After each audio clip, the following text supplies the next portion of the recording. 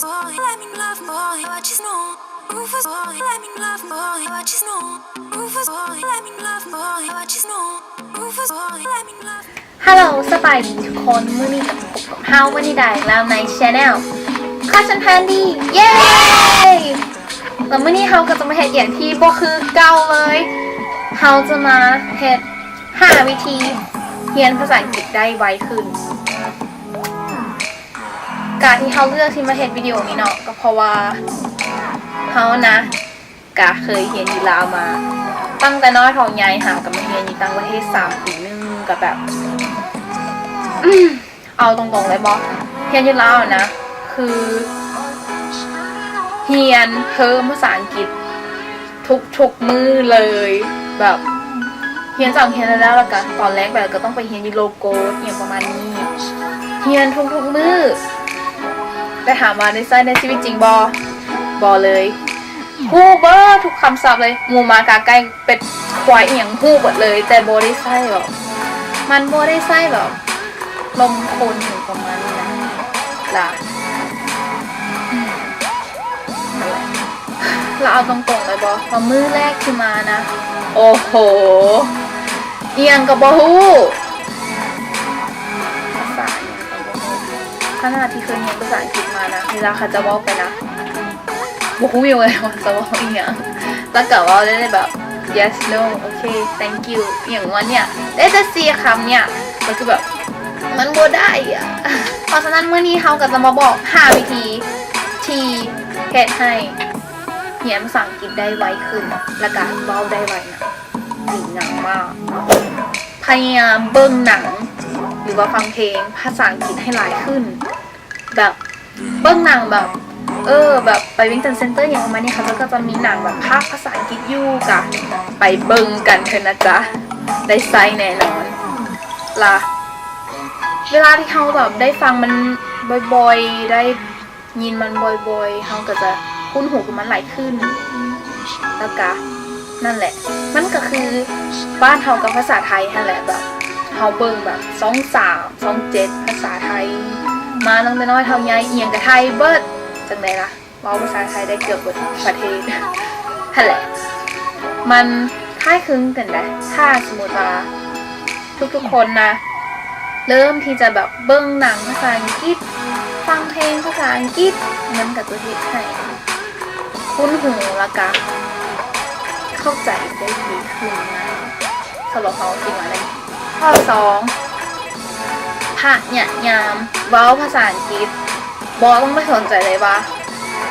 เฮ้ยบอต้องย่านแบบเฮ้ยเขาจะเว้าถูกบ่วะเฮ้ยเขาจะเว้ายังเพราะว่าเขาได้ยินมานะว่าคนส่วนใหญ่นะเข้าใจได้เวลาแบบหมู่เขาอย่างนี้นะเขาเคยลงว่าเขาจะเรียกว่าจะเข้าใจอยู่จะบอกกล้าว่าบอกกล้าตอบเพราะว่าบ่ฮู้ว่าจะเว้าอย่างดี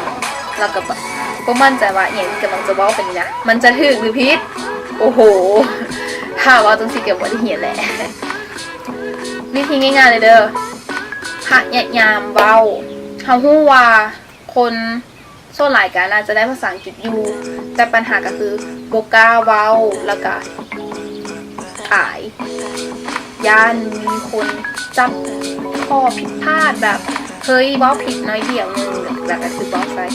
นี่แหละเป็นแบบประเพณีของเราเลยเวลาคนเห็นอย่างผิดต้องแบบเฮ้ยมันเฮ็ดผิดเป็นจังซี่ตลอดแบบคนเฮ็ดผิดแล้วคือแบบข้ามผู้บนโลกเลยคนก็เลยอายแล้วก็เลยแบบบอกกล้าที่จะเว้าบอกกล้าอายญาติอย่างประมาณนี้แล้วมันก็จะเห็นให้คนที่แบบได้ภาษาอังกฤษแล้วนะเสียโอกาสเพราะว่ามีหลายคนที่ได้ภาษาอังกฤษเขารู้จักกันหลายคนที่เขาบ่รู้จักเขาก็มั่นใจว่ามันมีหลายคนแต่ว่านั่นแหละนะกับประเพณีลาวเฮ็ดผิดอย่างกับเฮ้ยมันเฮ็ดผิดเฮ้ยอย่างกับบ่ฮู้เฮ็ดผิดอย่างแบบเฮ็ดผิดไม่เดียวก็ถือแบบเบ้าแบบโอ้ my god เบ้าอีกหลายขนาดนี้แต่ว่ากาถือว่าเป็นการบอกให้คนลาวทุกคนนะว่าบ่ต้องอายแล้วกะใครเฮ็ดผิดกะบอกได้เว้าได้เตือนได้แต่กะบ่ต้องแบบประกาศให้คนทั้งโลกรู้อย่างประมาณนี้นะข้อที่3ก็คือ pay attention in class เฮา าคิดว่านะคนลาวหลายคนเลยแหละคือแบบก็คือเฮานี่แหละเด็กน้อยธรรมดาที่แบบเขาก็บ่ได้ฉลาดเนี่ยนะเพิ่นแต่เขาก็บ่ได้โง่นะแต่เวลามีวิชาที่แบบบ่เข้าใจเลยคือภาษาอังกฤษนี่เป็นวิชาที่แบบบ่เข้าใจเลยคือแบบเวลาสมองอังกฤษปึ๊บคือแบบเขาต้องให้อย่างนะบ่ฮู้ว่าเขาจะแบบเว้าอีหยังก็บ่ฮู้แล้วก็แบบสอนอีหยังก็บ่ฮู้โอ้นั่นแหละเฮาฮู้ว่าทุกคนก็บ่เข้าใจว่ามันทุกคนดอกกะคนบางคนที่คือกับเฮาก็บ่เข้าใจเนาะบ่เป็นหยังพยายาม pay attention หรือว่าแบบ participate in class more แบบฟังอาจารย์แล้วก็พยายามเฮ็ดทุกๆอย่างที่เขาจะเฮ็ดในคลาสเพราะว่ามันก็จะเฮ็ดให้เฮาฮู้ภาษาอังกฤษในแบบคำที่อาจารย์บอกออกมาเนี่ยอาจจะจืดๆติดหัวไปหน่อยนึงแบบมันก็คือแบบ A B C ดีแหละจึงมันจังได๋ก็บ่ฮู้นะนั่นแหละมันก็คือกันเนาะเพราะว่าต้องต้องพยายามเฮ็ดแบบฟังอาจารย์ในคลาสแล้วก็พยายามเป็นพวกที่เล่นโทรศัพท์หลังห้อง เล่นโทรศัพท์หลังห้องหรือว่าอย่าเป็นพวกที่เอาปื้มมาบังหน้าละนอนแล้วก็อย่าเป็นคนที่หนังหน้าแต่ลบมู นะจ๊ะแล้วก็จะเฮ็ดให้เข้าใจหลายขึ้นแล้วก็อาจจะเฮ็ดให้แบบคะแนนตอนเสียงบ่ตกก็ได้นะเนาะแล้วข้อที่4ก็เริ่มเรียนแบบเริ่มอ่านแล้วก็เริ่มเขียนภาษาอังกฤษให้หลายขึ้นคำว่าเริ่มอ่านแล้วก็เริ่มเขียนภาษาอังกฤษหลายขึ้นก็คือเซาอ่านนิยายเซาอ่านการ์ตูนภาษาไทยเพราะภาษาไทยนี่เสือบ่มีทางลืมแน่นอนนะจ๊ะแล้วก็พยายามที่จะอ่านปึ้งภาษาอังกฤษหลายขึ้นแล้วก็พยายามที่จะแบบเขียนแบบนั่นแหละนะเวลาเขาอ่านแล้วก็จื้อแล้วก็เอามาเขียนเป็นแบบเขาอ่านตรงนี้แล้วนะแล้วก็เขียนว่าเฮ้ยมันอย่างแล้วก็แปลไปตามโตเลยคือมันจะดีงามมากๆแล้วก็แน่นอนเลยว่าจะขาดเลยก็คือ dictionary เนาะ มาในเก่งได้ใช้อยู่นะขอบอกเลยว่าภาษาอังกฤษนะเป็นภาษาที่ยากที่สุดเลยกับบุญยากที่สุดหรอกแต่กับมันก็เป็นภาษาที่ค่อนข้างยากกับบาตั้งแต่เขาว่าเป็นภาษาแบบหน้าเป็นหลังมันบอกบ้านมาเป็นภาษาอังกฤษมันต้องแบบเปลี่ยนจากหลังมาหน้าคือแบบ my sister friend ค่อยเอื้อยหมูค่อยเอื้อยหมูมันคืออีหยังหมูเอื้อยค่อยมั้งนั่นแหละคือแบบมันจะสลับปั๊บตามโตมากอะคือแบบสลับกันเลยอะมันฟลิปอะแล้วคือ มันใช้เวลาที่จะเข้าใจมันโดดมากคือบ่เข้าใจเลยอีหยังนี้นั่นแหละเนาะกะบ่เป็นหยังเข้าใจทุกคนว่าถ้าบ่ได้กะพะยามเนาะ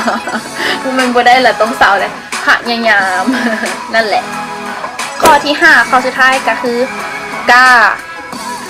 แปลว่าหยังกล้าแบบกล้าแบบเขาว่าภาษาอังกฤษได้เด้อเขาพูดว่าเขาว่าอย่างนี้ก็กล้าที่จะเว้าเพราะว่าคนส่วนใหญ่ก็อายแต่ที่เขาเคยบอกไปเนาะขี้อายหรืออาจจะไม่เป็นขี้อายแต่ย่านแบบเว้าเอียงผิดลำนี้มึงมาล้อเอียงแบบนี้เนาะเขาก็เป็นหนึ่งในหันนะนั่นแหละแล้วก็มันก็ต้องมีคนฮู้เยอะแหละภาษาอังกฤษนะบางคนก็ฟังออกได้แต่ว่าไม่อย่างคือโมก้าว้าวอ่ะแล้วนั่นเนาะก็จะเป็น5วิธีที่จะเฮ็ดให้เฮานี่เรียนภาษาอังกฤษได้ไวขึ้นแล้วก็จะว้าวได้แล้วก็จะเข้าใจสำหรับเฮานี่ก็มันบ่ได้ง่ายนะก็คือว่ามันบ่ได้ง่ายแต่ก็อยากให้ทุกคนพยายามเฮ็ดให้ได้เนาะเพราะว่านั่นแหละบ่มีใครได้ภาษาเป็น100ภาษาในแบบเกิดมาแล้วได้เลยกับบ่แม่นเนาะอันนั้นก็อีหยังนะ มันบ่แม่นคนแล้วเนาะจ้ะบ่แม่นทุกคนที่จะได้ทุกภาษาหรือบ่แม่นทุกคนที่จะเฮ็ดได้ทุกอย่างเพราะฉะนั้นนี่ก็เรียนเนาะเพราะว่าภาษาอังกฤษนี่ใหญ่มาได้ใช้แน่นอน นั่นแหละลามื้อนี้ก็บ่มีหยังแล้ว เบ้าจนเจ็บคอแล้วเนาะ นั่นแหละ กะถ้ามาคลิปนี้ก็อย่าลืมกดไลค์แล้วก็อย่าลืมกด subscribe ให้ channel แน่เนาะแล้วก็ถ้าพยายามให้เราประสบการณ์ของเด็กน้อยมาเรียนอยู่ต่างประเทศแบบนี้กะคอมเมนต์ไม่เด้อถ้าบ่คอมเมนต์ก็จะถือว่าบ่สนใจนะจ๊ะ กับมื้อนั้นจะมีคนคอมเมนต์ได้กะบอกไว้ก่อนนะเผื่ออยากพูดจะได้เสื้อกันเก็บตัวได้จะได้เสื้อกันเก็บตัวได้นะโอเคบายบายไปแล้วบายบาย